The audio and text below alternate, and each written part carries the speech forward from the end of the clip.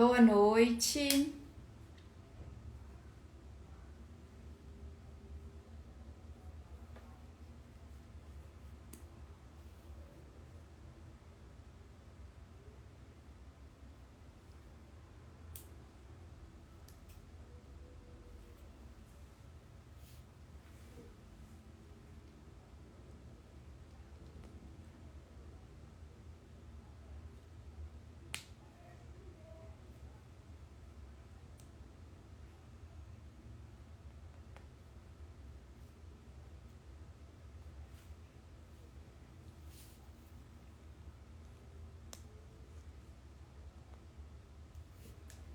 Olá, pessoal.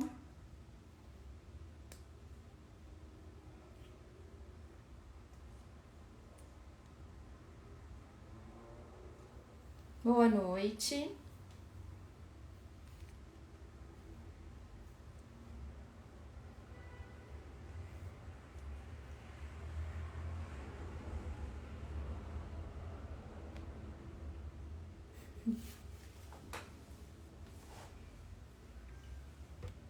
Todos bem?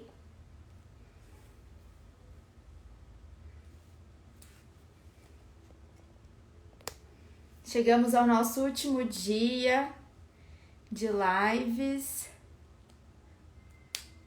Calma, Má, calma, porque eu tenho novidades para contar para vocês. Rosana.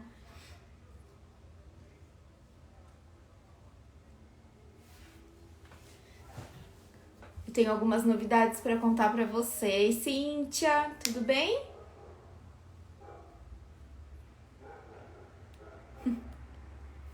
Bom, primeiro eu quero saber quem aqui quer participar da live hoje, quem preparou o conteúdo. Tem alguém aí animado?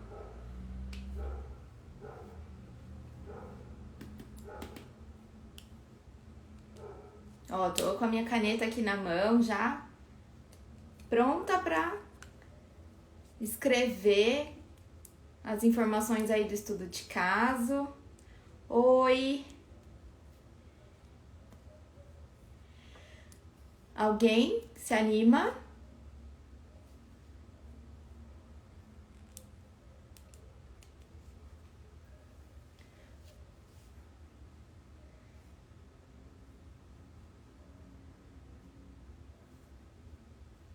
Oi, Elga, tudo bem?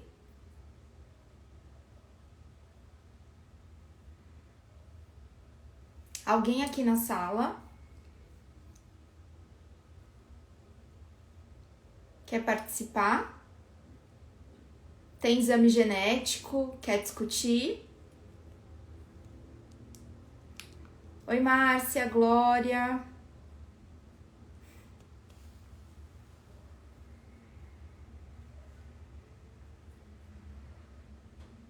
Tudo bem, e você? Boa noite. Deixa o pessoal entrar aí. Vamos tentar identificar alguém para participar da nossa live.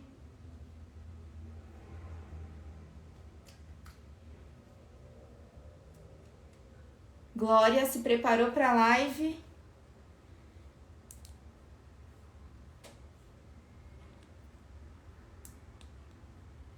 Boa noite. Tem aí o seu exame genético, um estudo de caso para a gente discutir.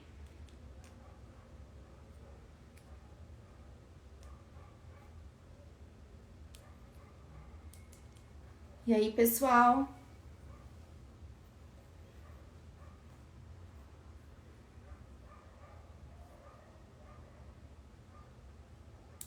Maravilha, maravilha.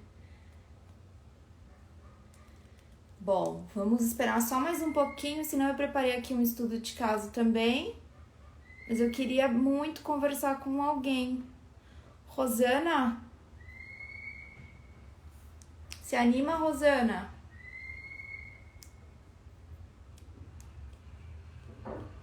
Boa noite, Adriana. Nós estamos aqui esperando alguém bem animado, bem preparado, Maravilha, maravilha, maravilha.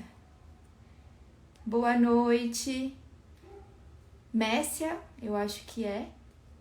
Enir, boa noite.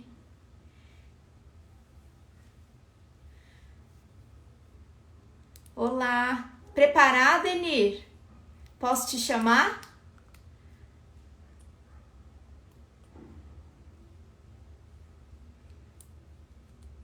Ó, vou te chamar, Enir. Vamos lá? Lígia. Não tá preparada? Então vou chamar a Rosana.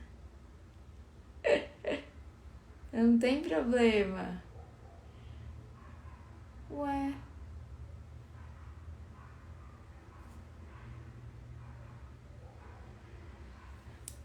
Maravilha, Glória. Não tem problema.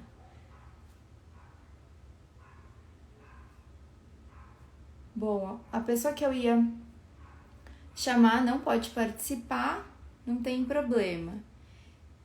Eu vou convidar outra aqui, hein? Vamos ver se eu vou conseguir hoje ser atendida. Vamos ver. Porque a gente pode ter alguns resultados aí bem interessantes para discutir.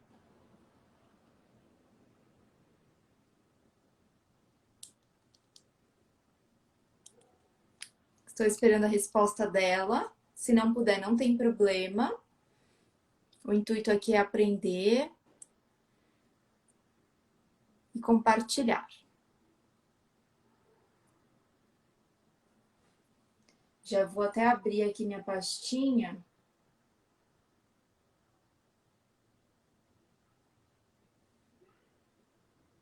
Eu acho que não, então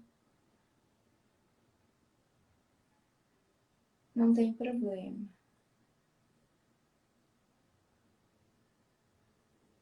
Não tem problema. Alguém quer participar?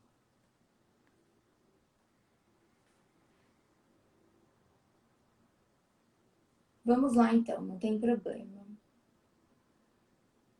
Então, eu vou passar um caso aqui para vocês de uma paciente, um caso bem interessante, de uma paciente jovem. Deixa eu ver aqui.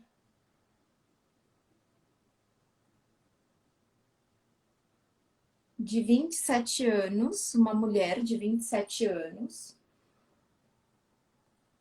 eutrófica, bem ativa. Não tem problema, Enir, vamos lá. Então, eu tenho aqui um caso de uma paciente que eu atendi o ano passado. Essa paciente é uma mulher de 27 anos hoje, na época eu estava com 26. E o que ela apresentou aqui no questionário pré-consulta?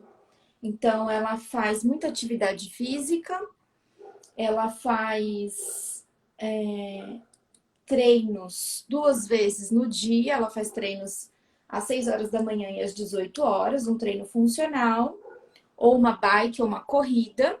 E ela é do tipo de pessoa que você perguntava assim: e aí, o que você fez no final de semana? Ah, eu corri 18 quilômetros. Ah, eu fiz 21. Tranquilamente ela conseguia fazer essa quilometragem. Só que ela já tinha sido, quando na época da adolescência, na época entre 14 e 16 anos, ela foi atleta. E ela fazia triatlon. E ela teve uma lesão muito importante no quadril. Depois ela se recuperou, ela não levou adiante. Ela gosta muito de atividade física, muito mesmo. Foi até uma certa dificuldade na hora que a gente viu o exame genético. Falar para ela o que seria mais interessante de acordo com o perfil genético. Mas ela entendeu muito, porque ela teve uma lesão de quadril. Nessa lesão de quadril, ela teve uma dificuldade muito grande na recuperação. Mas quando ela fez quando ela se recuperou, ela começou a correr de novo, ela começou a voltar para esportes de endurance. E ela apresentava várias queixas de muitas dores em articulação, em quadril. Então, quando ela chegou no consultório, ela comentou comigo que ela tinha sido vegetariana por 13 anos, né? E foi vegana por um tempo também, mas que agora ela tinha voltado. Hoje ela, né, na época ela já comia peixe e frango e raramente carne vermelha, mas aos pouquinhos ela voltou porque ela sentiu essa necessidade. Bom, ela na época usava anticoncepcional, o histórico de doenças pessoais ela tinha na adolescência, ela teve anorexia, ela é uma pessoa que ela é eutrófica, mas é bem magrinha, assim, o perfil dela é bem magrinho, alta, quer ver? Ela tem 1,67 e 51 quilos. E aqui ela apresentou também, ela disse, né? No questionário eu pergunto se tem alguma intolerância, alguma alergia conhecida, ou tem algum alimento que come e sente algum desconforto, e ela apresentou aqui, ela mencionou glúten e lactose, mas que ela queria investigar com mais profundidade. E aí a gente fez o exame, relatou muita flatulência, relatou constipação, relatou distensão abdominal, relatou dor de cabeça, relatou unhas frágeis, dor no estômago, acidez estomacal. Então, ela relatou alguns sintomas clínicos importantes. Quando a gente olha para a rotina alimentar, ela tem uma rotina alimentar muito boa. Ela já veio com uma qualidade alimentar muito boa, ela já tinha muita consciência. E aos poucos ela conseguia também praticar um pouquinho de yoga. Tô vendo aqui que ela colocou que ela tinha voltado, estava retomando, que isso era muito bom para a saúde emocional dela, né? Então ela relatou tudo isso e ela realmente é uma paciente muito, muito dedicada. E aí, quando a gente olha para o perfil genético dela, ela fez um exame que tem ali um perfil muito maior, né? Então, ela fez um exame que tem 160 variantes genéticas. E aí é interessante, né? Porque quando a gente observa o perfil dessa paciente em relação à obesidade, por exemplo, então eu vou passar um por um aqui para a gente discutir um pouquinho. Quando a gente pega para obesidade, por exemplo, o FTO dela é em heterozigose, né? Então, aqui o que a gente consegue observar? Que existe uma predisposição para ganho de peso, para aumento de MC, aumento de circunferência da cintura, e era uma paciente magra. E o que a gente consegue identificar com essa informação? A gente consegue identificar que ela existe essa predisposição, então a gente tem ali que tomar um pouquinho de cuidado, principalmente pensando em alguns biomarcadores, né? Quando a gente olha, por exemplo, para alguns parâmetros bioquímicos também, eu preciso correlacionar como é o perfil de lipídios da paciente, como que é a sensação de saciedade dela, dependendo dessa rotina alimentar, como ela tem diferentes padrões ali de saciedade, de percepção de saciedade, isso é muito importante. E como ela é uma paciente que faz muitas visitas, ela é como se fosse um representante, então faz muitas visitas a muitos clientes, ela também tinha uma certa dificuldade para ter um local para realizar as refeições, então era muito variado, né? E aqui a gente conseguiu ajustar a dieta dela em relação ao perfil de proteínas, em relação ao perfil de lipídios e melhorar esse perfil aí de saciedade. Porque como ela teve anorexia também durante a fase da adolescência, ela tinha alguns padrões e alguns tabus que nós precisávamos identificar e também ajustar, né? Então, algo que eu deixei muito claro para ela e que eu gosto muito de deixar claro em todas as consultas é que nada que é muito restritivo, pensando em qualidade de vida, pensando em não atingir um pódio, uma medalha, por exemplo, vale a pena, né? Então aqui, principalmente por conta do histórico dela, é muito importante ter muita calma na hora de abordar essas informações, porque às vezes a paciente ela pode relatar um certo medo, um certo preconceito em relação a alguns alimentos. Já passei também por isso, algumas pacientes elas tinham medo de consumir gordura, né? Então, assim, achava que se comesse, por exemplo, abacate, ela ia com certeza engordar, ela ia com certeza aumentar de peso. Então, a gente precisa entender quais são essas dificuldades alimentares e, de uma forma bem clara e bem leve, trabalhar com uma mudança nesse estilo de vida e também uma consciência naquilo que ela vai consumir, na qualidade daquilo que ela vai consumir. Então, ela tem todos os FTOs aqui alterados. Ela também tem uma alteração no MC4R, que está associado com o perfil de carboidratos também. O BDNF e o SH2B1 também alterados em relação ao hábito de petiscar, e é interessante, né? Quando eu sempre falo assim para o paciente que existe a possibilidade de ter esse belisco, né? Principalmente ela que ou ia para a rua visitar cliente ou ficava no escritório, ela sempre tinha alguma coisa para ficar beliscando, alguma coisa para ficar buscando durante o período de trabalho. Muitas vezes até pulava a refeição. Então, é algo importante para a gente trazer a consciência do paciente. E aí, quando nós relatamos a respeito dessas possibilidades, a gente conseguiu identificar. Então, a nutrição personalizada, ela traz essa possibilidade de fazer com que esse paciente ele participe do processo. Então, como ele vai participar? Ele vai ser o ator principal, ele vai te trazer as informações para que a gente possa trabalhar numa personalização. Só que isso só vai acontecer se realmente eu tiver uma observação. Então, qual é o gatilho? Qual é o gatilho para ficar beliscando? O gatilho é porque se eu estou, por exemplo, de repente esperando um cliente, e se eu tiver alguma bala na bolsa, eu vou lá e belisco. Se eu estiver esperando um cliente e ele me deixar esperando muito tempo, que é bem comum, né? Às vezes, pelo que ela relatou, era muito comum você marcar um horário e aí ficar esperando 1 hora, às vezes 2, até mais tempo. Então, ela ficava muito ansiosa para falar com o cliente, porque também tinha uma meta para cumprir. E aí, o que tinha lá disponível, ela beliscava e aí acabava tentando compensar abrindo mão de uma refeição posterior. Então, isso foi bem relatado por ela, né? Bem relatado. Então, foi bem importante. Quando a gente observou também em relação ao perfil aqui de circunferência abdominal, ela tem um perfil também de risco aumentado. E esse perfil abdominal está muito associado principalmente com alterações metabólicas, sobretudo uma alteração ali para o perfil de resposta à insulina, né, de resistência à ação da insulina. Deixa eu até pegar um exame dela para conseguir também falar com vocês a respeito do exame dela. Então, deixa eu pegar aqui a glicose dela para ver como é que tá a insulina.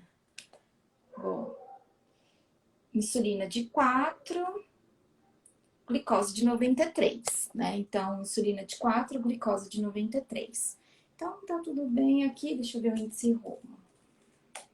Ou hemoglobina glicada, vamos ver. Então, isso é muito importante, a gente ter esses parâmetros, né? Para sempre acompanhar. Deixa eu ver aqui. Aqui eu não consegui encontrar. Mas isso é importante para que a gente possa, então, entender como funciona esse raciocínio. Então, eu observo esse perfil e depois eu consigo fazer a comunicação ali com o perfil bioquímico. O que chamou a atenção do perfil dessa paciente, que eu acho bem importante a gente mencionar, é que ela tem algumas alterações em relação ao perfil de lipídios. Então, tem ApoA3, ApoC3 alterada. ApoC3 está associado também com o aumento de triacilgliceróis. Ela tem todo o perfil de receptor de LDL, tudo em homozigose vermelhinho, que também está associado com risco para hipercolesterolemia. A BCG5 vermelhinho. Tem alteração nas lípides, que são proteínas também que são importantes, principalmente em relação ao perfil de triacilgliceróis e em relação ao perfil de LDL. Tem alteração no LPL, na lipase de lipoproteínas, também associado com LDL. E também tem tudo em heterozigose quando se trata do perfil de biossíntese dos ômegas, né? Tanto da desaturase quanto da elongase. Então, isso também é importante porque a gente pode tentar conduzir uma melhor resposta em relação a uma possível suplementação com ômega 3. Aqui foi uma resposta importante dela porque ela tinha algumas queixas relevantes, principalmente em relação a esse perfil de lipídios e também em relação ao processo inflamatório oriundo daquela fratura que ela teve, que não estava muito bem resolvida porque era uma paciente que fazia muita atividade física de endurance. No perfil de diabetes, ela tem algumas alterações também importantes e também tem alterações no perfil do zinco. Então, isso é muito interessante para a gente tentar otimizar esse perfil de zinco da dieta da paciente. Tem ali alterações para o TCF7L2, que está associado com resposta à dieta do Mediterrâneo, foi também essa proposta que foi passada para ela. Perfil de interleucina 6 também alterado, IRS1 também alterado. Então, só para relembrar. Quando a gente tem essa alteração no IRS1, o que acontece? O substrato receptor de insulina não só tem esse um, né? Tem outros substratos. Mas ele precisa ter uma comunicação com a porção beta do receptor. Então, toda vez que eu tenho ali insulina que se liga no receptor, ela vai promover uma autofosforilação. Nessa autofosforilação, eu tenho fosforilação da porção alfa e da porção beta. Geralmente, quando tá tudo normal, quando tá tudo ok, essa fosforilação ocorre em resíduos de tirosina. E aí, então, eu favoreço a afinidade com o substrato do receptor. Quando eu tenho todas essas fosforilações acontecendo em resíduos específicos e, entre aspas, o que seria fisiológico, né? Quando eu tenho alguma alteração, ele tem um pouquinho mais de dificuldade de se comunicar. E, além disso, ele pode ter uma fosforilação em resíduos de serina, o que prejudica ainda mais a atividade dele. Então, toda a cascata de PI3 quinase, AKT, captação de glicose, né? A gente tem ali translocação do GLUT4 e captação de glicose, fica mais difícil, fica mais dificultada. E se eu tenho um alto consumo de lipídios saturados, principalmente, eu posso ativar a PKC, eu posso ativar a JNK, que são outras proteínas também envolvidas, são proteínas quinases, envolvidas na ativação de NF-κB. E aí, quando eu tenho mais ativação de NF-κB, eu tenho um aumento da resposta inflamatória. Então, por isso, justificaria, por exemplo, uma possibilidade ali de trabalhar com ômega 3 com ela. Claro, outros nutrientes, mas se eu pudesse pensar em algum nutriente que, olhando para o perfil genético dela, me trouxesse mais informações em relação a essa dificuldade de ser metabolizado, eu poderia pensar no ômega 3, mas tem um nutriente que eu gosto muito e que ontem eu mencionei a respeito dele, que é a curcumina. A curcumina, ela tem uma atividade muito interessante em relação à modulação do NF-κB, porque ela pode modular o que a gente fala de upstream e de downstream. O que é o upstream e downstream? O upstream é quando a gente está bem no início da via. Então, imagina só que tem uma via, e nessa via, todas as proteínas, elas estão conversando. Imagina só que é um telefone sem fio. Imagina que eu tenho aqui um comunicador, e aí eu transmito uma informação que vai passando de uma pessoa para outra. Nessa comunicação transmitida, é como se fosse realmente a ligação que uma proteína tem com a outra. Então, qualquer dificuldade nessa comunicação pode favorecer, por exemplo, uma menor ativação do NF-κB nesse caso. Então, se eu tiver mais curcumina funcionante e mais biodisponível, tanto a nível up, tanto a nível lá em cima na via, quanto a nível down, eu posso ter uma atividade mais modulada desse NF-κB.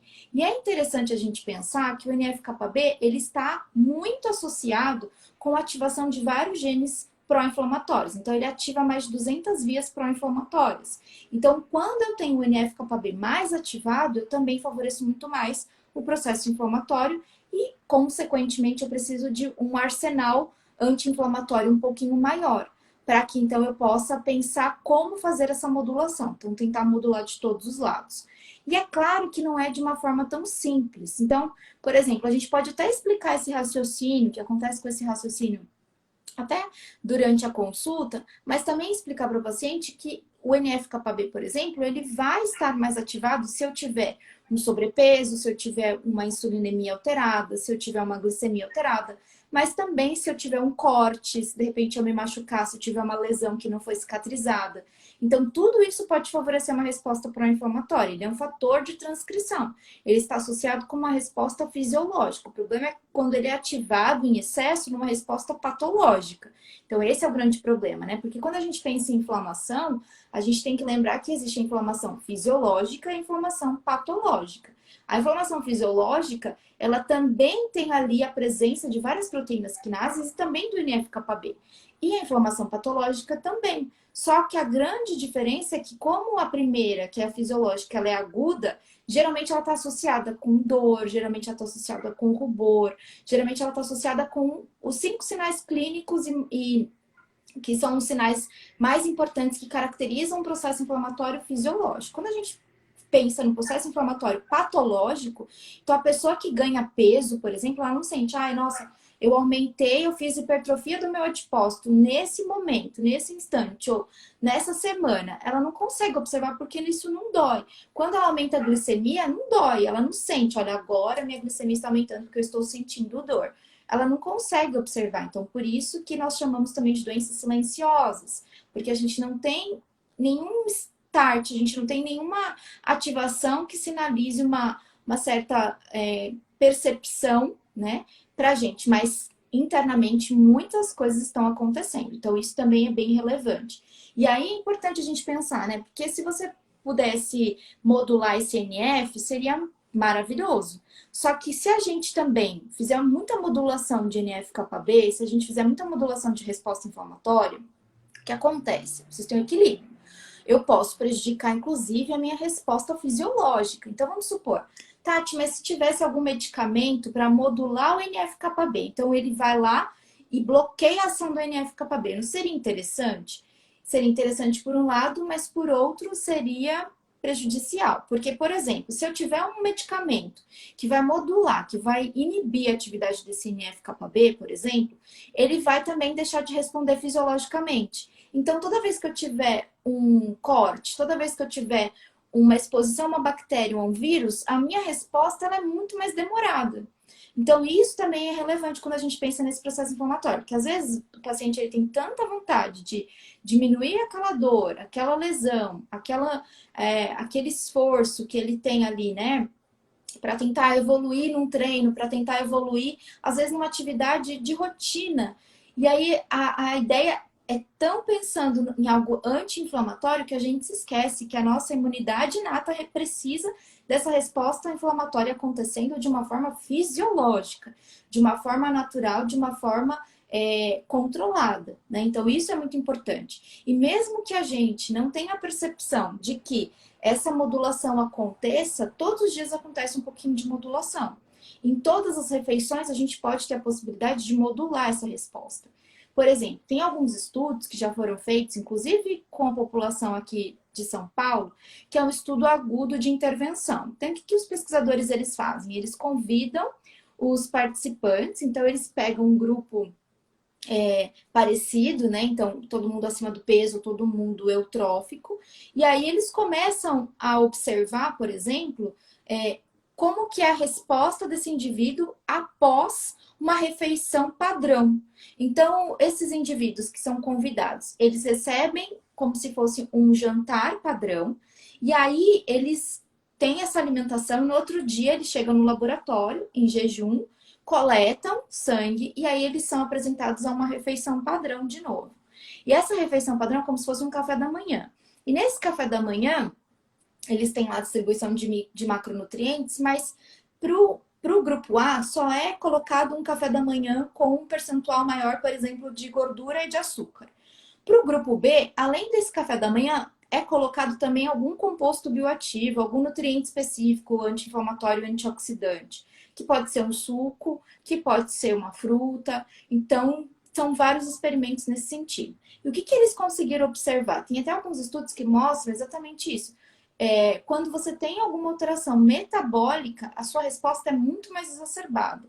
Quando você tem uma modulação, quando aquilo começa a ser modulado, a sua resposta metabólica começa a ser mais equilibrada. Então, isso é importante também mencionar para o paciente. Ele não vai conseguir mudar de uma hora para outra, mas se ele começar a colocar compostos bioativos, se ele começar a colocar nutrientes específicos para modular aquela resposta, ele vai modular aos pouquinhos e aos pouquinhos permanente. Então, a chance é muito maior de responder de forma benéfica e prevenir doenças futuras. Então, isso é muito importante, porque às vezes a pessoa ela vem com um hábito, né, de anos, consumindo uma rotina ali, consumindo ali um padrão alimentar muito ocidental, muito alterado, e aí a gente acha que a gente vai conseguir fazer tudo de uma vez. E quando ele olha o exame, tem paciente que olha o exame, antigamente, por exemplo, a gente tinha no perfil de obesidade ali, o exame tinha 24 variantes genéticos. Aí, por exemplo, a gente colocava assim,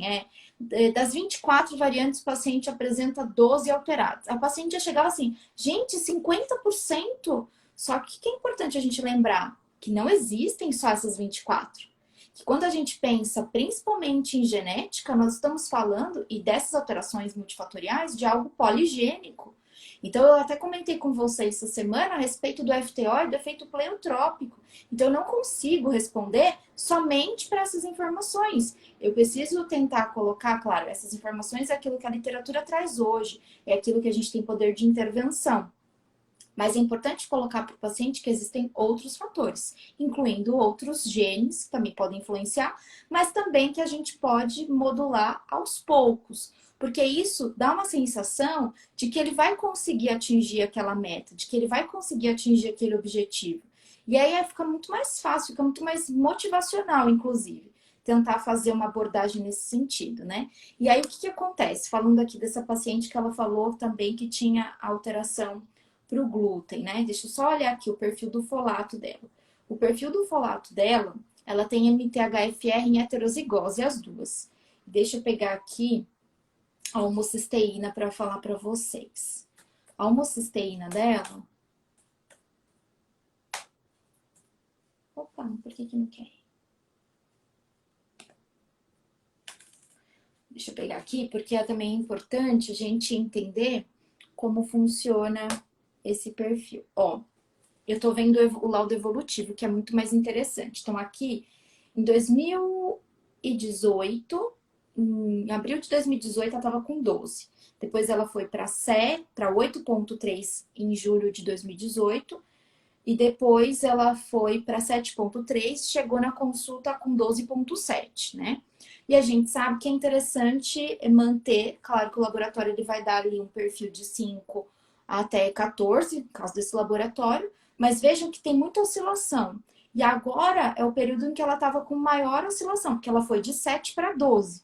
Então, para mim é muito importante, principalmente pensando que era uma paciente que faz uso de anticoncepcional, que tem MTHFR alterada, que tem as duas em heterozigose, tem alteração em MTR, alteração em MTRR.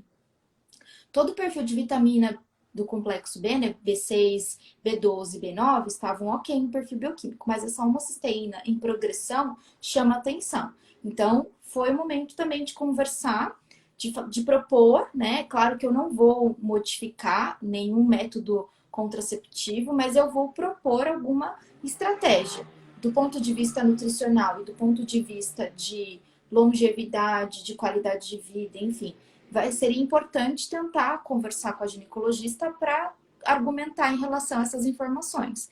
E foi exatamente isso que ela fez e foi exatamente isso que foi proposto. Ela mudou o método contraceptivo e a gente fez ali um perfil melhor do consumo, da suplementação desse complexo B, que para ela foi muito importante porque conseguiu modular depois, né?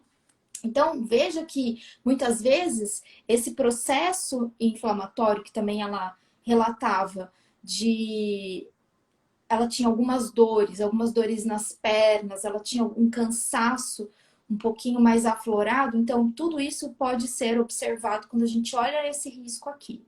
De repente, alguma informação ou outra, a gente faz uma conexão com o perfil de lipídios. Mas essa percepção da paciente foi muito importante também. E algo que ela mencionou, que foi o perfil de glúten. Deixa eu só ver a vitamina D dela. Em heterozigose. Deixa eu ver o do glúten aqui. Porque isso também foi importante, hipolactasia primária em heterozigose e o glúten, que foi a queixa dela, que ela comentou, ela mandou fotos, inclusive, quando ela come glúten, ela tem placas, ela tem manchas vermelhas pelo corpo, pelo braço, nos pés, nas mãos, e ela é HLA-DQ 2,5. Então, o que fica claro pra gente, né? Não é um diagnóstico, não dá para falar que ela é celíaca, mas dá para falar que ela tem muita suscetibilidade de ter essa predisposição para intolerância ao glúten. Então, quando a gente tem esse HLA, a gente se preocupa principalmente se já foi uma queixa que a paciente relatou. Ela falou assim: olha, quando eu consumo glúten, aparecem manchas, placas vermelhas pelo meu corpo e isso me incomoda. Eu tenho mais distensão, eu tenho mais flatulência, então isso também é algo importante. Eu tenho dores articulares. Então, isso também é importante para a gente pensar. E aí, a gente fez um trabalho de redução. Nós não excluímos totalmente, mas nós reduzimos também para melhorar o processo inflamatório, né? E algo que ficou muito evidente aqui em relação a essa paciente foi o perfil de esporte. Então, eu tô chegando lá no perfil de esporte para falar para vocês. O perfil de esporte dela, ela gostava muito de atividades de endurance. Então, ela fazia muito com muita tranquilidade, no final de semana ela corria entre 18 e 21 quilômetros. O perfil dela, do score de força, é 75%. Ela tem enzima conversora de angiotensina em homozigose para força, receptor de bradicinina em homozigose para força, ACTN3 em homozigose para força. E ela fazia endurance. E aí eu cheguei para ela e falei: olha, é o seguinte, o seu perfil genético, né, tá dizendo que você tem uma predisposição a ter uma melhor resposta, um potencial genético de resposta em relação a algum exercício quando fizer exercícios mais de força. Eu sei que você gosta de correr. Eu sei que você sempre fez exercícios de endurance, mas a gente observa também um perfil de lesão importante. Vamos tentar fazer alguns ajustes? Então, vamos tentar, por exemplo, colocar aí uma atividade mais de força para você ver como você se sente, para você ver como você pode melhorar, como você pode ter uma percepção menor em relação a essas dores que você relata, esse quadril mais desgastado por conta da lesão que ela teve na adolescência, mas como ela sempre sobrecarregava, então ela era do tipo de pessoa que corria, por exemplo, no sábado ou no domingo, mas ficava a semana inteira muito cansada. Ficava a semana inteira, assim, com uma recuperação pós-treino muito mais difícil. E aí ela fez essa modificação junto com o personal dela, né? Então, aqui a comunicação com o personal também foi muito importante. Fez essa modificação para, então, introduzir a musculação, que era algo que ela não fazia com muita frequência. A Má perguntou: você acha que se um paciente portador de diversas variantes de risco para comorbidade pode aceitar isso negativamente? Como vocês trabalham os pacientes não preparados para receber os resultados? É algo que é muito importante, uma ótima colocação. Algo que é muito importante é o paciente ele ter essa consciência, né, do seguinte, que são informações que serão apresentadas que não são definitivas. São informações que ele nasceu, que não vão ser mudadas, não vão ser modificadas, mas elas podem ser reduzidas em relação ao risco que ela predispõe. Então, tem muito paciente, por exemplo, que aceita super bem como nós vamos comunicar essa informação. Então, às vezes, por isso que é muito importante ter essa comunicação com ele, até mesmo antes dele realizar o exame. Olha, o exame, você está ciente que o exame vai apresentar informações que são informações importantes para sua prevenção, mas que não são informações definitivas? Você está ciente que existe muitos polimorfismos e ter polimorfismo nem sempre é assim, né? Vai usar outra linguagem, né? Não vai usar polimorfismo em si, mas vai falar uma variante genética, uma alteração genética. Porque o que acontece? E isso é muito comum. A gente fala assim, tem um polimorfismo. A gente já pensa que é alguma coisa de risco. Nem sempre ter o polimorfismo é algo de risco. Então é importante também que ele conheça essas informações previamente, porque às vezes ele vai fazer um exame e aí quando chegam os resultados, ele se frustra, né? Então, comunicar essa informação para o paciente é muito importante. E quando ele olha para o exame, então, que daí ele só vai conseguir ter esse sentimento quando ele olha e vai falar assim, gente, quantas alterações eu tenho? Então, o que que é legal também? Que geralmente eu faço? Eu mostro o meu exame para eles. Falo assim, olha, tá vendo o seu? Mas deixa eu te mostrar o meu aqui, ó. O meu também tem muitas alterações. Por quê? Porque é normal. Normal todo mundo ter muita alteração. Agora, se eu pegar essa muita alteração, que é normal, junto com uma queixa sua recorrente, com um histórico familiar importante, aí eu tenho que prestar mais atenção. Porque às vezes eu posso falar assim, olha, ter alteração no perfil de lipídios é muito comum na população. Só que se eu colocar uma pessoa que não tem risco familiar e, por exemplo, me colocar que tem um risco familiar, eu tenho muito mais risco que aquela pessoa.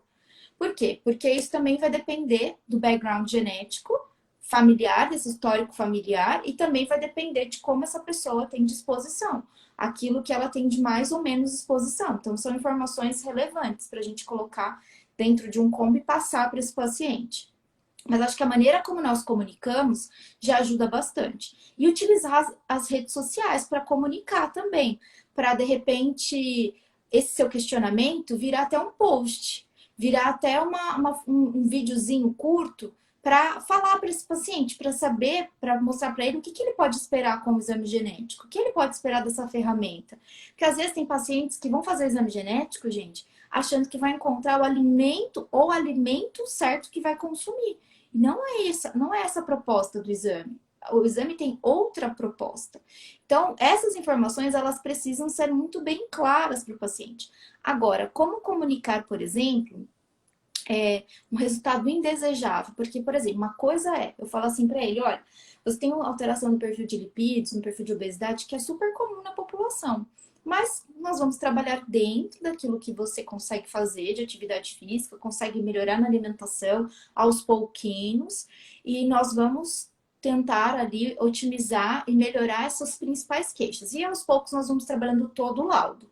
Então dá para trabalhar esse laudo aqui, ó, o ano inteiro, e dependendo do caso do paciente, por vários anos, né? Porque cada paciente vai ter uma resposta, um tempo de resposta diferente. Mas é importante comunicar. Porque se eu não comunico, dá a impressão que eu não olhei para o resto, que eu só olhei para aquilo que eu consegui enxergar, o que ele me falou, ou que ele traz ali de informação, porque eu preciso ter essa comunicação muito bem alinhada com o paciente. Quando o paciente recebe uma informação que ele não deseja, por exemplo, quem aqui deseja ter E4? Ninguém. Mas tem pessoas que têm. E aí, como eu vou comunicar? Isso é importante. Geralmente, o que eu falo? Olha, lembrem-se sempre, gente. Eu já comentei, mas não vale a pena a gente repetir. Toda vez que vocês tiverem um exame genético, perguntem para o paciente se ele quer saber de todas as informações. Por quê? Porque tem laudos que não apresentam riscos para doenças neurodegenerativas. Tem laudos que não apresentam ali, descrito, né? Risco para o câncer, mas tem informações genéticas que são relevantes para ele pensar, inclusive para conscientizá-los, né? E aí, quando você vai comunicar, ele tem que ter um termo de consentimento que ele deu ok para saber dessas informações. E se você vai comunicar, vamos supor, eu tenho ali, tô atendendo um casal, só que é um casal, sei lá, de namorados. E aí, você está avaliando o exame de um deles. E aí, tem um lá E4. Então, é importante você perguntar, você aceita, você confirma, você autoriza eu te falar todas as informações na frente dessa pessoa? Às vezes ele pode até se espantar, mas isso é importante por quê? Porque é ético. É ético, sabe por quê? Porque às vezes a pessoa não entende, vai querer fazer algum tipo de preconceito, vai falar assim, aí, ó, por isso que eles esquecem muito, tem ali, ó, o gene do Alzheimer. Então, isso não pode acontecer, de forma alguma. Então, às vezes, tem paciente que quer saber para ele. De repente, se for muito desconfortável, se tiver um clima muito desconfortável, de repente, marcar um horário só para falar com ele a respeito daquela informação. Acho que vale super a pena. Então, falar assim, olha, você tem uma alteração aqui genética no perfil de lipídios, por exemplo, a ApoE, que está muito associada com risco para aumento de colesterol, alterações, e pode prejudicar também, por exemplo, comunicação de neurotransmissor. Então, a gente precisa otimizar tudo isso. Mas, ó, essa informação aqui, ela não é tão frequente na população. Então, a gente precisa se preocupar mais. Então, pode ficar tranquilo que com esse perfil eu vou me preocupar muito mais em te dar vários nutrientes para modular esse risco. E aí depois você fala com o paciente, ó, você tem uma alteração associada com perfil de neurodegeneração, assim, assim, assim. Mas que bom que você veio no consultório, que agora a gente pode trabalhar com a prevenção, quanto antes melhor. Porque a gente sabe, por exemplo, que o paciente com mais de 60 anos que tem Alzheimer, isso se iniciou 10 anos antes, 20 anos antes, de acordo com os hábitos, e a gente consegue modular. Então, da maneira como nós comunicamos, isso pode facilitar muito o entendimento do paciente, né? E aqui você colocou, Má, porque vejo muitos profissionais que pedem teste, na maioria, não está preparado para ajudar o paciente. Isso é uma falha, né? Porque assim, realmente, eu também vejo muitos profissionais que eles querem trabalhar com o exame, eles querem levar um serviço diferenciado para o paciente, para o público dele. Então ele vai lá, ele faz uma parceria com o laboratório e solicita o exame. Só que o que é importante? Muitos laboratórios oferecem um suporte técnico, uma assessoria científica. Mas, gente, se a gente se apoiar sempre na assessoria científica do outro, o conhecimento nunca vem pra gente. A gente nunca vai ter segurança de se alguém chamar, por exemplo, você para, vamos supor, você vai lá, faz vários comentários, vários posts, a rede social é toda cheia de nutrigenética. Aí alguém vai lá e fala assim: nossa, essa doutora é muito boa, esse doutor é muito bom, vou lá convidá-lo para dar uma palestra. E eu já recebi, gente, já recebi assim: ai, Tati, eu vou dar uma palestra, será que você pode me mandar os artigos científicos? Gente, calma aí, a palestra quem que vai dar? Eu ou ela, né? Então, assim, sabe, parece um conhecimento terceirizado, e isso é muito ruim. Porque vamos supor que você vai atender o paciente, você já fez 1000 exames genéticos, você vai atender o paciente, mas depende da pessoa do suporte técnico para falar as informações. Vamos supor que essa pessoa ela não existe mais. Ela não está mais lá na empresa, ela não tem tempo de falar com você. E aí? Como você vai se virar? Então, é importante ter é importante compartilhar conhecimento, mas é importante ter autonomia. É muito importante ter autonomia. É importante você dividir as suas angústias, as dúvidas. Então, eu sempre ouço muitas angústias e muitas dúvidas. E eu gosto de compartilhar também. Eu falo, gente, como que esse estudo fez isso? Nossa, olha que legal para a gente colocar na prática clínica. Nossa, isso daqui faz muita diferença na vida do paciente. Então, tem algumas informações que eu amo compartilhar. Acho que é por isso que eu vim para a live também, para compartilhar com vocês. Mas tem coisas que você tem que ter autonomia, então isso é muito importante. Essa sua observação é muito frequente ainda, infelizmente. Exatamente isso. Paciente e profissional precisam estar preparados, exatamente. E algo que é muito importante, né? Porque assim, ó, o pessoal do suporte técnico, e eu me coloco como esse pessoal também, ele tá ali atrás, ele tá nos bastidores. Então ele vai te falar assim, ó, paciente tem isso para Alzheimer, paciente. Só que ele não conhece seu paciente. Ele não sabe, por exemplo, que seu paciente, por exemplo, teve, ele acompanhou a doença de um pai, de uma mãe com Alzheimer e ele ficou extremamente machucado, porque ele foi o cuidador, e a gente sabe que o cuidador precisa de tanto cuidado quanto o próprio paciente. Então, ele não sabe disso. E aí, de repente, eu pego aquela informação e jogo na cara do paciente. E aí, mesmo que o paciente ele já tenha, assim, uma hipótese de que ele tem os mesmos riscos dos pais, quando ele sabe que ele tem aquele risco, pesa. Só que a maneira como eu vou comunicar é o que faz toda a diferença. Olha que bom que você veio aqui, que bom que você pode e que eu posso te ajudar com essa prevenção e que eu posso, que nós dois juntos a gente pode contribuir para uma prevenção. Não vou também prometer para o paciente que ele nunca vai ter, mas que vocês podem trabalhar com essa prevenção juntos, você fazendo sua parte, ele fazendo dele, você traz o paciente para participar do processo. E ele também tem uma responsabilidade, porque não é só o profissional tendo a responsabilidade. Nosso papel é orientar, nosso papel é tirar as dúvidas, nosso papel é comunicar. O papel deles é executar. O papel deles é realmente tirar as dúvidas também, mas também executar. Então, se ele não fizer, não adianta eu ter um exame genético, eu ter todos os exames maravilhosos ali, tudo, né? Tudo de ponta, de tecnologia de ponta, microbiota. Eu faço bioquímico no melhor laboratório de São Paulo, faço genético no melhor que tem, mas não coloco em prática. Posso comprar tudo, mas não coloco em prática. Também não pode, né? E aí a gente tem essa limitação. Aí, Nira, eu acho que a forma como colocamos para o paciente faz toda a diferença, né? Isso é importante, Juliano. Complicado. Ou estuda e faz o certo, ou nem inicia. Adoro.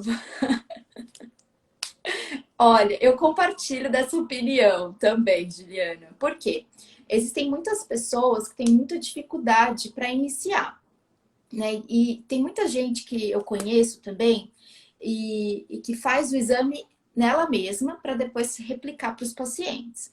Então, quando você quer começar a trabalhar com nutrigenética e ainda tem insegurança para passar essa informação, faça o seu exame primeiro. Discuta, converse. Tem gente que eu faço aconselhamento, tem uma Nutri que eu faço aconselhamento e ela fala assim, Tati, mas se eu tiver dúvida, eu posso te perguntar? Pode. Então, eu já fiz aconselhamento, o exame dela já ficou pronto, vai fazer quase um ano, mas ela sempre fala, Tati, só uma pergunta. Aí ela faz a pergunta de um jeito específico, daí eu vou lá e respondo.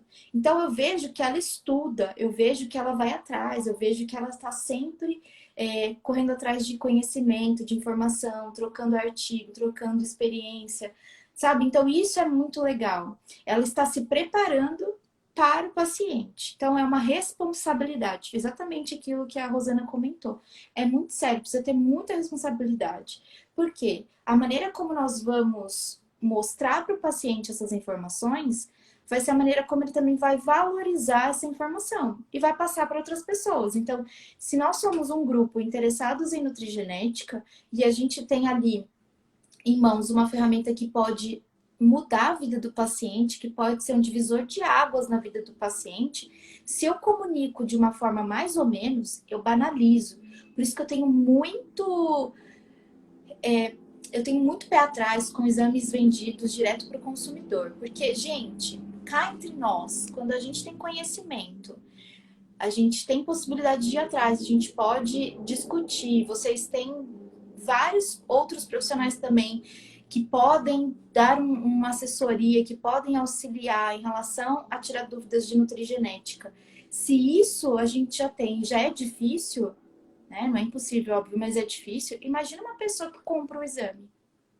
E aí ela vai tentar entender o que aconteceu naquele exame. Então é muito complicado, né? Muito, muito, muito complicado. Na semana que vem eu vou fazer uma live a respeito de exames com venda direta ao consumidor, né? Que eu acho que é uma discussão muito legal. Tem vários artigos falando sobre a percepção dos consumidores. Tem artigos falando que os consumidores, eles, depois que fizeram o exame, que não foram acompanhados por nenhum profissional, eles falam, devia ter feito com um profissional. Só que até isso acontecer, o que apareceu? Dúvidas, ele já entendeu, se jogou no Google, ele já viu que tudo é câncer. Aí é um paciente frustrado, é um paciente traumatizado, é um paciente que tem informações equivocadas, é um paciente que não acredita mais. Então, tudo que você for colocar para ele, ele já tem uma resposta. Sabe aquele paciente, aquela pessoa que já tem uma resposta para tudo? Resposta pronta para tudo? Não, não, mas eu já tentei. Já tentei também. Ah, mas vai colocar isso, mas o meu exame genético não permite. Então, cadê a autonomia do profissional? Né? É algo que a gente precisa discutir, inclusive levar para os conselhos. Porque aqui no Brasil a gente não tem legislação para falar, olha, tem que ter pedido de nutricionista ou de médico. Não, faz venda direta. É algo que a gente precisa discutir, principalmente por questão de maturidade, de nível escolar também, né? Isso é importante, porque às vezes a pessoa ela tem dinheiro, mas ela não tem o conhecimento básico ali para entender aquelas informações. Então é importante ela buscar um profissional. Exatamente, Eduardo, é cuidar do ser humano. Não é simplesmente pedir um exame e tá tudo certo, é cuidar do ser humano. E cuidar do ser humano é algo constante, é uma responsabilidade constante, né? A Má colocou. Por isso que identificar que o paciente pode ter influência psicológica sobre os resultados e ser encaminhado para o tratamento específico. Exatamente. Às vezes, eu já tive também profissionais que eu fiz o aconselhamento e eles falaram assim, Tati, esse paciente aqui é um paciente muito ansioso. Então, quando o resultado sair, por mais que ele fale para você que ele quer o resultado, manda primeiro para mim, porque eu vou saber falar com ele. Eu já o acompanho há muito tempo. Então, isso é muito importante, né? O prescritor conhecer o paciente. Algo que também eu já escutei de nutricionista dizendo assim: olha, o paciente veio a primeira vez na consulta, eu não fiz a consulta com ele, eu só pedi o exame. Então, eu não sei nada do paciente. Eu não sei o hábito alimentar. Ele queria fazer o exame porque ele viu que eu trabalhava com o exame, fiz lá o pedido, fez o exame, e aí eu só vou conhecer esse paciente quando o exame ficar pronto, que aí eu vou pedir, ele já vai vir com o exame bioquímico, é aí que eu vou conhecer esse paciente. Muitas vezes pode te trazer mais trabalho. Porque se, por exemplo, se o paciente chegar hoje no consultório, eu queria fazer o exame. Então, o que acontece é o seguinte: você primeiro precisa passar uma consulta, eu preciso te conhecer. E aí, nessa consulta, eu posso até te passar o pedido do exame, mas antes eu preciso te conhecer. Não é só prescrever, é conhecer. É conhecer para, e de repente, identificar qual o melhor perfil para você. É identificar aquilo que cabe dentro da sua necessidade. É um painel de milhares de polimorfismos? É um painel menor? É algo que vai te trazer um benefício agora? Hoje mesmo, eu conversei com uma paciente que ela está com várias queixas, que tudo leva a uma síndrome de intestino irritável. E aí ela falou assim: não, mas eu preciso fazer um exame genético. Eu falei: mas quem falou para você que você precisa fazer um exame genético? Se você está tendo dor, se você está tendo desconforto, se você come e tem diarreia, o exame genético ele vai te trazer mais um dado e mais uma frustração. Eu fui sincera. Então não adianta querer colocar um exame genético para todo mundo, não vai dar certo. Depende muito da queixa do paciente. Por quê? Porque ela tinha na cabeça dela que o exame genético seria aquele exame que traria todas as informações dos alimentos, e não é. Eu fui explicar para ela: olha, o exame genético não vai trazer essas informações. Eu priorizaria, por exemplo, para você, de repente, o exame de microbiota, para ver como que estão essas cepas de bactérias, e comecei a explicar. Então, eu não passei o exame genético para ela. Não passei o nutrigenético, eu passei o exame de microbiota, porque naquela hora ela precisava decidir. Ela só tinha um investimento. E aí, nessa hora, eu tenho que falar para ela: olha, o exame de nutrigenética vai ser mais um dado. Olha o tanto de exame que você já tem. Vai ser mais um dado e vai te trazer frustração. Então, eu prefiro te passar um exame que você vai ter mais benefício com a utilização desse resultado, e depois a gente faz a nutrigenética. Você pode fazer daqui 6 meses, daqui 1 ano, não vai mudar. Até brinquei, né? Fica tranquila que não vai mudar. Mas aquilo que vai te trazer benefícios hoje, o que você pode fazer hoje? Então, eu preciso ser muito realista com o meu paciente também. Então, por isso que é importante conhecer o paciente antes. E aí, quando eu conversei com essa nutri, ela falou: realmente, hoje eu faço isso. Eu conheço todo mundo antes e depois eu solicito o exame. Não faço mais somente a prescrição. Não faço mais assim o pedido, vai lá e faz. Não, eu conheço o paciente antes. Eu vejo o que é prioridade, eu vejo qual é a dúvida dele em relação ao exame. Eu tiro todas as dúvidas, eu apresento o exame, eu apresento a ferramenta, eu falo o que ele vai encontrar, eu tiro, sabe, eu começo a me comunicar melhor com o paciente. E aí, nessa comunicação, ele vê o quanto que nós somos seguros em relação a apresentar. E quando chegar o exame, se ele falar assim: ah, mas você falou que tinha alimento e aqui não tem. Mas não falei que tinha alimento. Falei que tinha alteração de vitaminas, minerais, mas não tem um alimento. Tem que comer maçã verde 3 vezes por semana. Não tem isso, né? Então, isso é muito importante porque esse paciente ele fica consciente. Pessoal, nosso tempo tá acabando. Já fui informada aqui, só para não perder esse vídeo, então eu vou encerrar. Agradeço muito, muito, muito pela presença de vocês em plena sexta-feira. Aguardem, porque nós teremos novidades aqui no Instagram essa semana. Novidades muito legais que eu tô caprichando para vocês, tá bom? Um grande abraço a todos, ótimo fim de semana, fiquem com Deus e até semana que vem. Um grande abraço, pessoal!